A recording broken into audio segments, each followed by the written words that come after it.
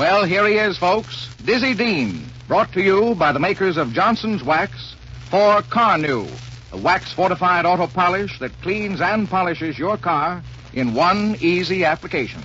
My goodness, Frank, do you mean I'm going to be on NBC every Saturday afternoon to talk about baseball? That's right, Diz. And I'm going to tell the folks about Johnson's Car New, the auto polish that really... Let's get going, boy. I'll tell you a story that I'll never will forget about Charlie Grimm. Well, now, just a minute, Diz. You ever hear the one about Frankie Frazier? I'd like to tell that story. Just a second well, now. Let me tell that one about Lefty Gomez of the New York Yankees. Well, okay, go ahead. You've got me. Go on. Well, Frank, Lefty Gomez was pitching a ball game against Bobby Feller in 1936, and in the seventh inning, the Yankees was leading 2-1. They had 65,000 people in the grandstands.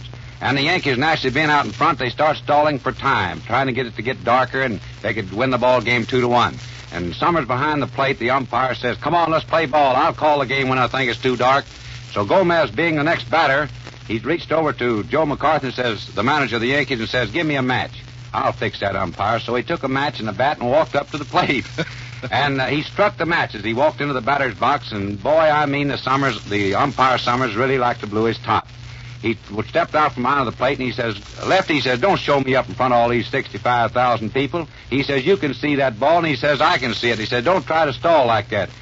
Gomez stepped out of the batter's box, and he says, "Mr. Summers," he says, "I tell you, I can see the ball all right," he said, "but I want to be doggone sure a feller can see me."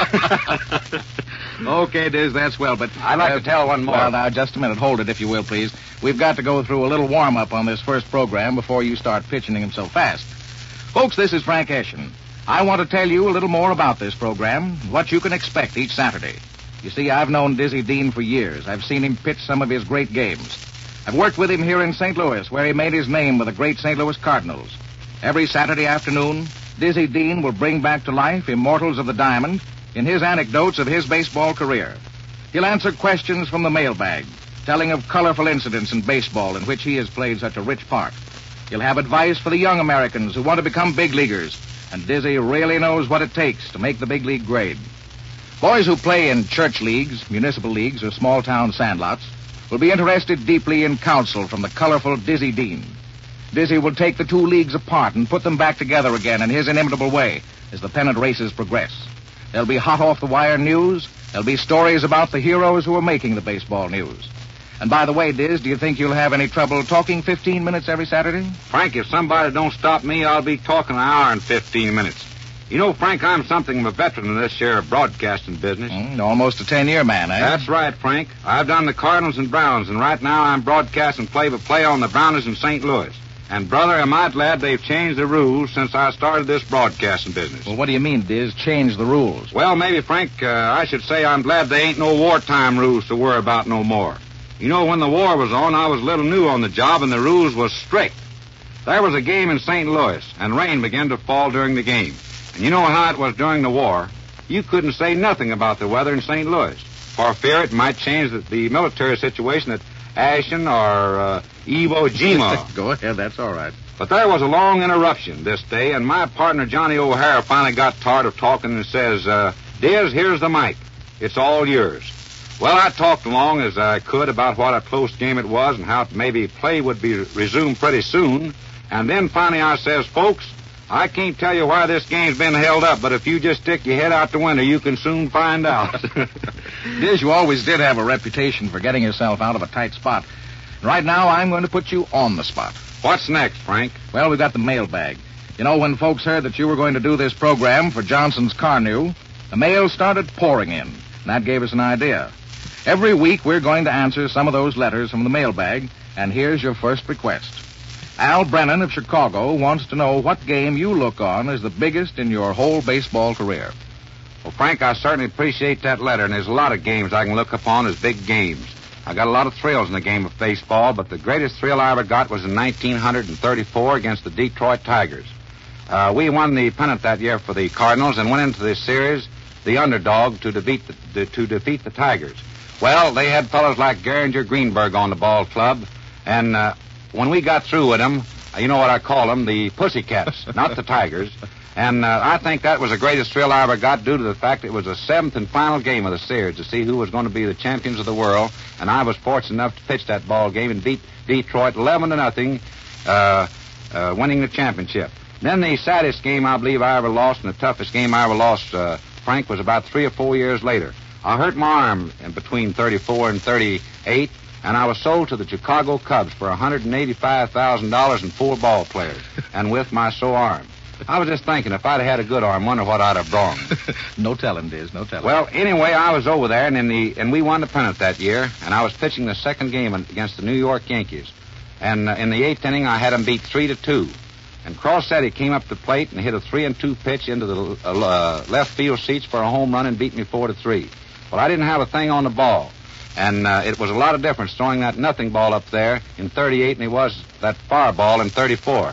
And I was taken out of the ball game, and Gabby Hartnett was our manager that year. And I went over to the dugout, and I really felt sad, Frank. And the fans in the Chicago ballpark, something like 45,000 people, stood up and cheered as I left the mound. And when I started going to the dugout, you could hear the pin dropped. I finally went into the clubhouse, and the fellow I saw up there first was a grand old man of baseball, Connie Mack. He put his arms around my shoulder, and I sort of felt a little better. He says, "Son," he says, "you pitched a great ball game out there with what you had on the ball." And he says, "At one game, I'd like to see you won, although it was against our American League club." Diz, everybody was pulling for you in that game. Well, in between those great games, you had the reputation of being something of a problem child. I know, for example, that you gave Frankie Frisch some very anxious moments. Oh, I guess me and Paul was famous for that, all right. Speaking of Frankie Frisch, reminds me of that time when he was giving us pitchers a few instructions in the clubhouse before a game in Brooklyn. In fact, it was a doubleheader in Brooklyn, Frank. And Frankie was one of the greatest second basemen in the game, you know. Well, he was talking there, telling me how to pitch to Tony Cuccinelli and Linus Fry and Sam Leslie and Ralph Ball and all the other Dodgers. And I gave him an argument on every one. Finally, I said, let's stop this silly business, Frank. Don't you think it's kind of silly for ordinary second baseman like you to be telling a great pitcher like me how to pitch to anybody? Well, Frank almost had a stroke. He told us to go out and pitch the way we wanted. He didn't care if we did get our ears pinned back. And the rest of the story is that I pitched a 3-hitter that afternoon. Nobody gets a hit off me till the 8th inning with 1 or 2 out, and then my brother Paul goes out and pitches a no-hitter.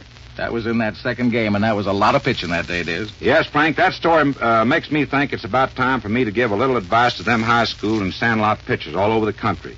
Ain't it, Frank? Well, before you do that, it's my turn, Diz. I have a little advice to give. Here it is, Saturday afternoon. Tomorrow's the 4th of July. And the most sensible thing a man can do before the sun goes down is to give that car of his a Sunday shine with Johnson's Car New, so that his car will be a sparkler instead of a dud in the 4th of July parade. There's just no sense in anybody driving around on any Sunday in a car that's dull and shabby, as long as you can keep your car shiny and new-looking with one easy application of Car New. Just rub it on and wipe it off. Car New takes off all road grime, bugs, oil, tar, tree sap, everything water won't touch. Car New is wax fortified. It puts a showroom shine on chrome and body that'll make your family or your girlfriend proud to take that Sunday ride with you. So give your car a Sunday shine with Johnson's Car New. Rub it on, wipe it off. It cleans and polishes in one easy application. How about that, Mr. Dean? Frank, you certainly said a mouthful, brother. And speaking of mouthfuls, you're going to have to unload a mouthful of advice to young pitchers. Okay, Frank. Boys, this part of our program is especially for the boys. But I want fathers and big brothers to listen, too. It's a little advice to boys who want to be pitchers and who hope someday to reach the major leagues. The reason I want the fathers and brothers to listen is so they can help the boys pitcher remember what I'm telling them. You know, when I was a boy, Frank, I didn't have the chances that the young boys today have gotten. And when I broke in to baseball, we didn't have a lot of baseball parks all over the country. We didn't have I didn't have big league pitchers and players to tell me what to do and how to take care of myself. And I just like to say to the young boys that's breaking in today is don't throw too much. In other words, don't pitch too much. Do a lot of running, keep your legs in shape, and always get 3 to 4 days rest. In other words, just rest after you pitch a ball game and then do a lot of running in the outfield. Well, some of those star kid pitchers like to pitch every day, and that's bad, isn't it? Yes, a lot of young pitchers, it's a star on a ball club. The other boys come around and pat him on the back and says, "Johnny, you've got to pitch for us tomorrow. After pitching today, you got to pitch the next day." They want their best pitcher to pitch because them kids all left to win, which is a very, very good thing.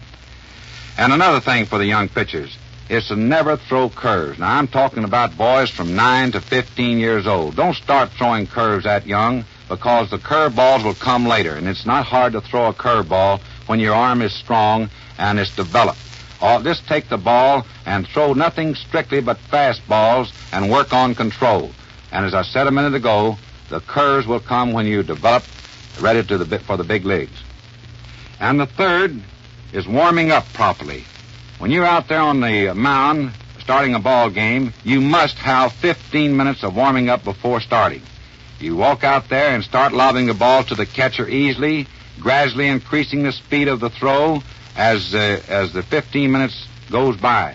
And then the last 3 or 4 pitches, you must ride back and throw the ball, and you know you're in shape then, you're loosened up, and then you can go out and pitch your regular turn, and that way you'll never hurt yourself. Well, Diz, in order to sum up for these young pitchers, suppose we do it this way. Number 1, don't pitch too often. Get plenty of rest between games. Don't start throwing those curves too soon. And in the third place, warm up properly before you pitch any game. And next week, you'll have some fine advice for young catchers. Right now, Diz, what does the big league show look like to you today? Well, Frank, I've been asked that question all over the country in the last couple of months. And right now, I want to say that at the moment, Bob Lemon of the Cleveland Indians, who pitched a no-hitter Wednesday night, is the hottest thing in the American League. In fact, in either league. But I want to say, don't get discouraged because you ain't having no luck. Bob Lemon started out as a third baseman. He fumbled grounders and couldn't hit. They tried him in the outfield, but they were scared he'd get hit on the head. That was just 2 years ago. And now Bob Lemon is top man on the pitching staff that includes none other than Bobby Feller himself.